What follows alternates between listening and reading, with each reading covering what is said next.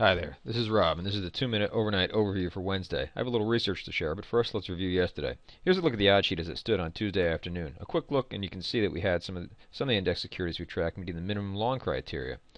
They were associated with the Nasdaq 100 and the Russell 2000. Strong seasonality was a large reason that the odds looked pretty good.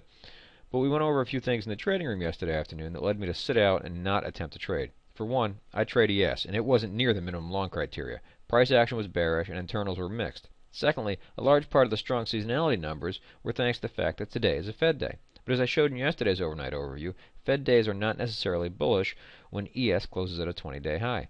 So my feeling was that the seasonality number was likely overstated. Lastly, the Edge Finder identified an additional bearish study worth taking into account. So despite seeing some green on the odd sheet, there was just no way I could justify a long position. Let's take a look and see how the night played out. It was sideways chop for most of the night, but after GDP was released and the number was disappointing, the market saw a quick dip. At the open today, ES gapped lower by 2.25 points. Interestingly, the Russell and Nasdaq did quite a bit better. The Russell only gapped down 0.3 points, and the Nasdaq actually gapped up a half a point. Looking at the daily chart, you can see that the string of consecutive updates for ES has now reached 10. That's an impressive number.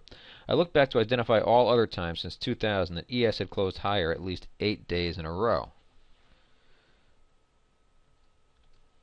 Here's a look at the numbers. There have been 11 instances, including yesterday. Only 2 of them managed to gap up the next day.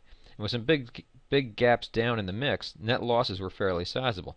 Of course, this would trigger again today if ES closes up. Here's a list of all the instances.